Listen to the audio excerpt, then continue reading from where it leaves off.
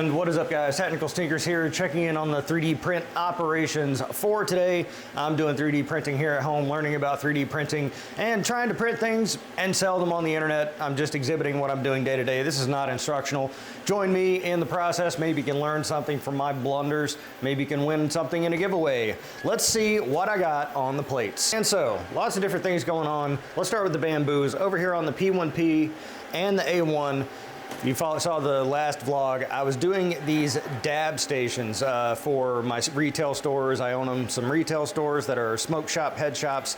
Someone in the comments suggested doing dab stations for people that like dabbing. So I'm doing a few different types. A couple of these I downloaded, or I paid for rather. And I think one of them's just an attribution model. I'd have to check before I actually go into production, just to make sure that I'm square on that. But if not, these are a pretty simple design. I think I could probably be able to design something like this on my own.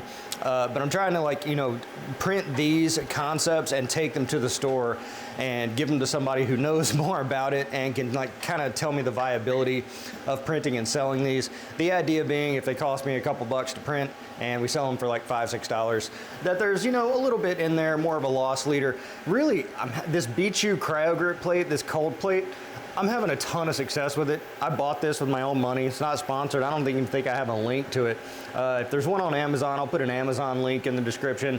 If not, just check it out. It's a BQ cryo grip plate, cold plate. Adhesion's been fantastic.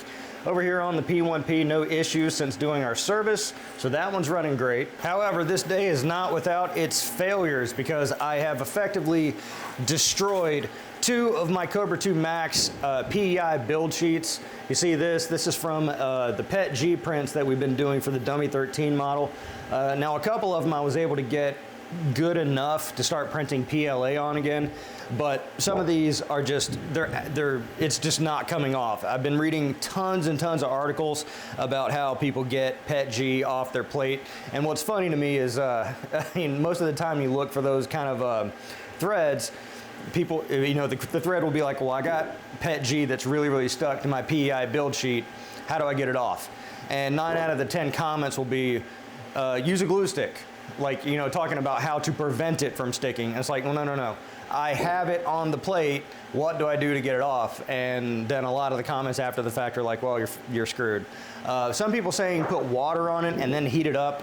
Obviously, I tried heating it up on the printer and then scraping it off. I tried putting a heat gun to it, putting water on it, and then heating it up to where maybe the water gets underneath. Dish soap, but ultimately the only thing that really got any of it off is taking a box cutter, extending it all the way, you know, kind of like so, and just kind of like trying to scrape it off. And obviously it takes a lot of the whatever the PEI is, whatever this gold stuff is, a lot of that comes off with it, and that's kind of destroying the plate.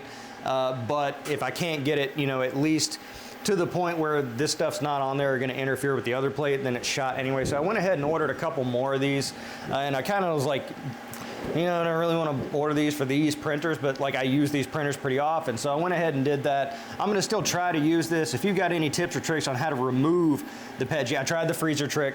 I know, I think that's like the first thing people say. Put it in the freezer and the sheet shrinks and then this will pop off. That didn't work. This stuff's really, really on there, and so a couple of them were kind of worse.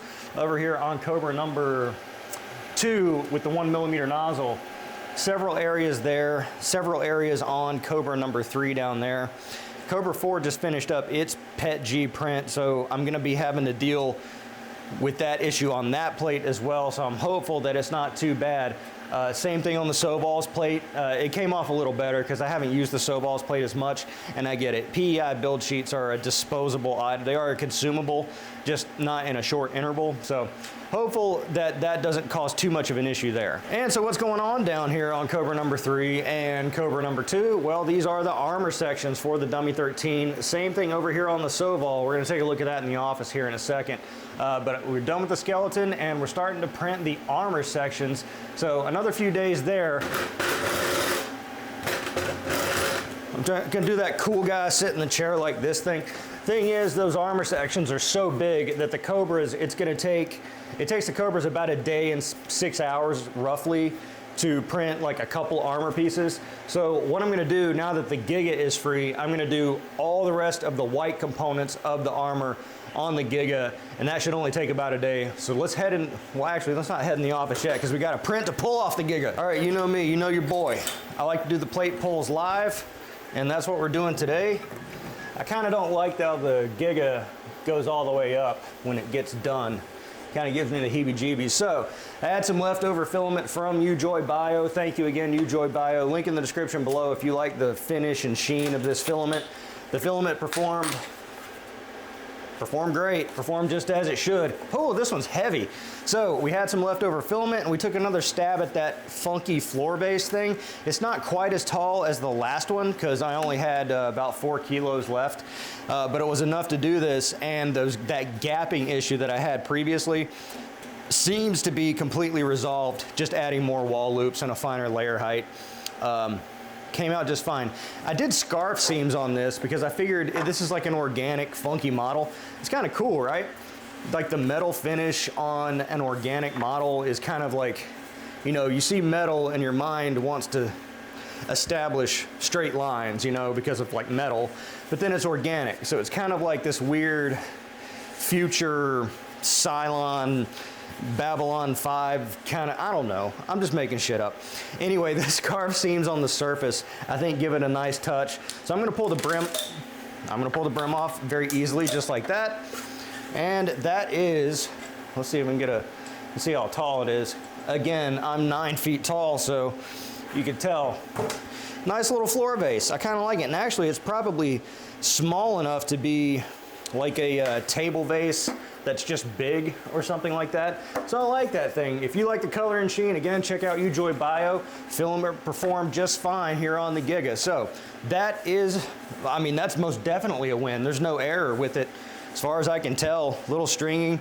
The overhangs here on the bottom have sort of that similar where they bridged. I'm gonna heat those up and smoosh them, and that's gonna look just fine. So that's a win. But like I was saying, now that the Giga's free, I'm gonna load up one of these big 5 kilo spools of white, and we can start printing all the rest of the armor components, the white versions anyway, here on the Giga, and knock it all out in one go.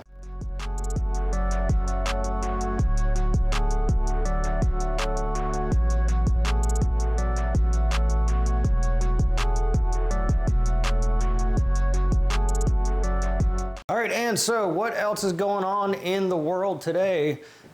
You shouldn't walk this far off screen to go do something. You know, you'd think I would have prepared this, but so our stash, our Hideway product that we've been developing for a while, we got our really well-designed graphic here, our label.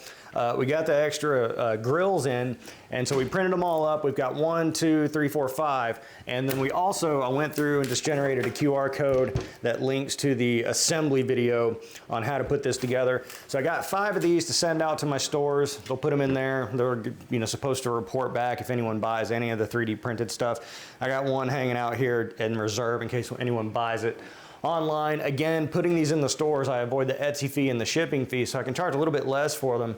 And at that price point, hopefully we can sell a few, so we'll be sending those out to the stores, and I'll certainly be remarking on it if we actually sell any. This thing is wild.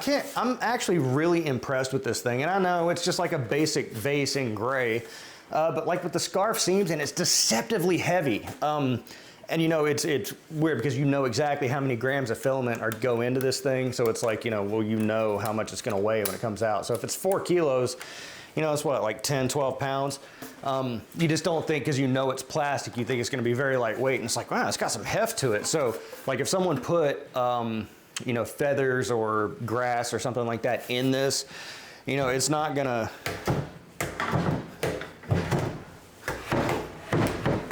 it's not gonna fall over. So it's pretty sturdy. And I really like this thing. I think that's a $60 hauler on Etsy for sure.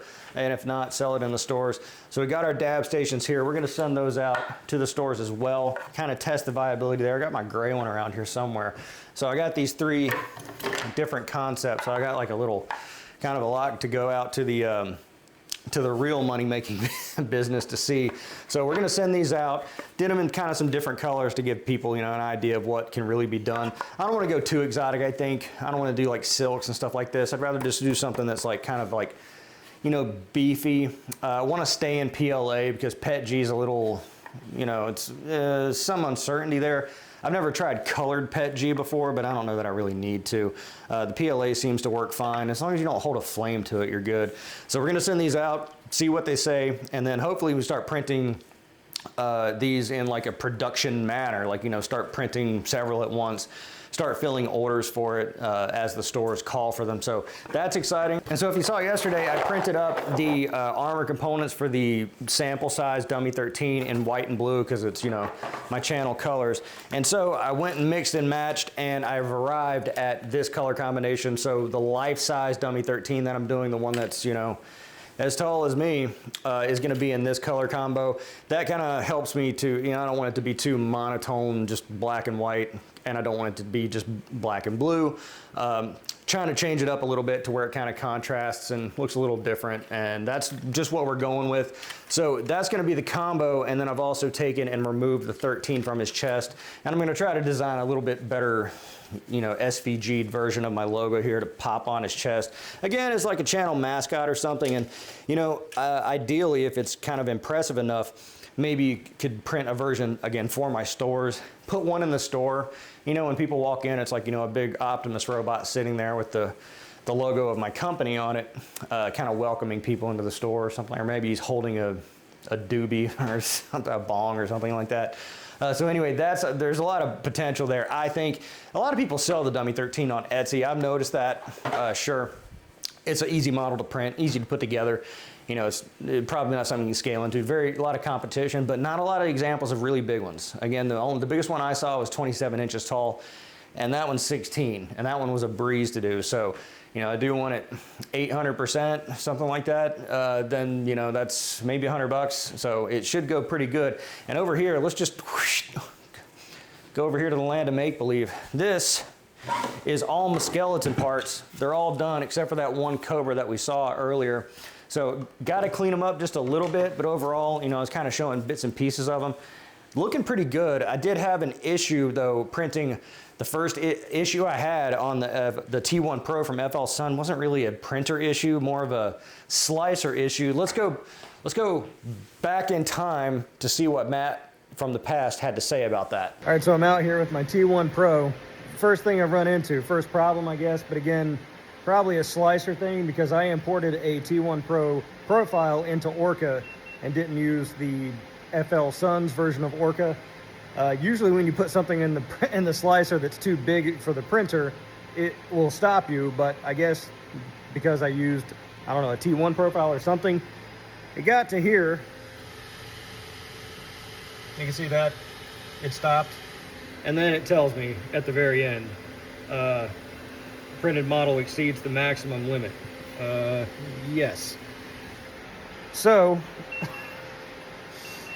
you know, I don't know if I can really blame that on the printer. Maybe I can, a little bit.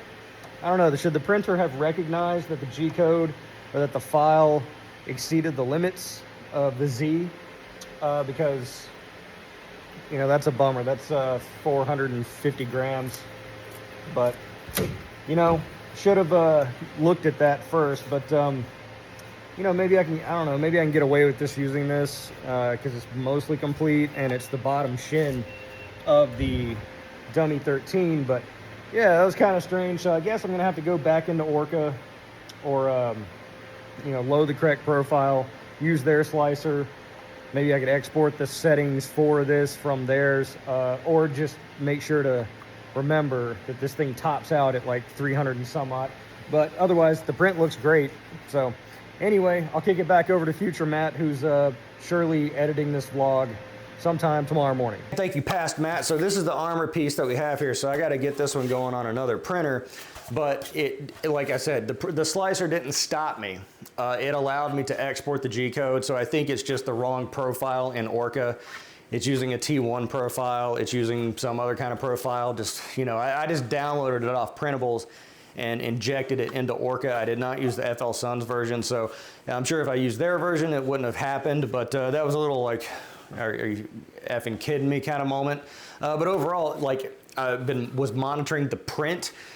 This is Rapid PLA Plus from Elegoo. It's maybe a little, like, on some of these sections, like there's some This is the same spool. No filament changes or anything like that. But I'm thinking these I don't know if it'll focus, but there's some like discoloration areas here, these lines. You see that line right there? And then it kind of demarcates a little bit right there. I think it was where I came in to take B-roll footage of it. Put the B-roll over this and you can kind of see, I don't know, I'm just talking about it right now, but it might have been where I go and I open the door to take some stupid video, and maybe that shot of cold air coming in wasn't sufficient to like cool it and discolor it or something like that. There's a little ghosting here towards the edge, but like the surface finish is great and it's solid. At the speeds at which this runs, like, I think that's forgivable.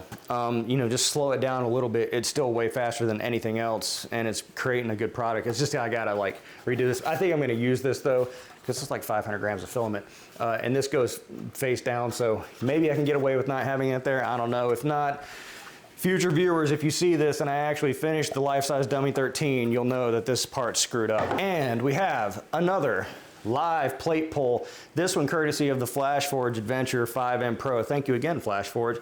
I keep this printer, I often forget about it because I keep it here in my office right under my desk, but I'm constantly using it because it's right under my desk. I can just send it to print and boom, it's printing right there.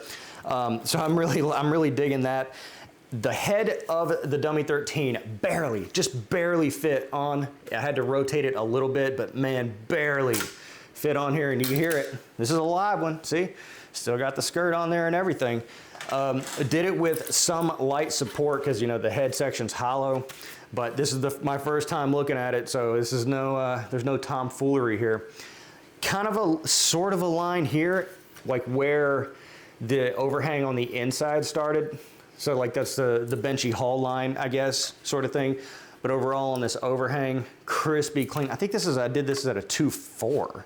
It looks like a 2, and maybe it was a 2, because that seems a little fine for a 2.4. I'm rolling in my Cherry 6 Faux and running normal supports wherever I can, because I just have a lot more success with normal supports, and maybe that's because I'm coming from mostly bed slingers. Maybe I just need to like understand that I can get away with organics on Core XY Cartesian machines. But overall, I mean, I guess that's sufficient to kind of check the inside, you know, the areas that were held up by support. Looks pretty good. I mean, considering, you know, like the speed at which it operates. This is, again, Rapid PLA Plus from Elegoo, running it through with the stock PLA settings in Flashforge's 5M Pro profile and Orca.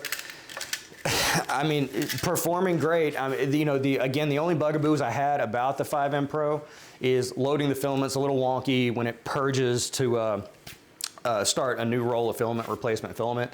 The build plate's a little small, but overall, like, you know, I think it's kind of outweighed. Like, the price is great, and like if you buy more than a few units, if like you're doing a farm kind of thing, that like they'll break you off. They'll slide you deals.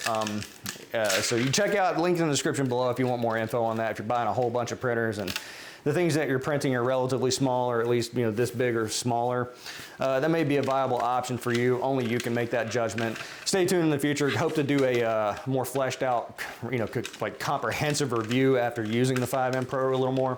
But overall, it's working great for me.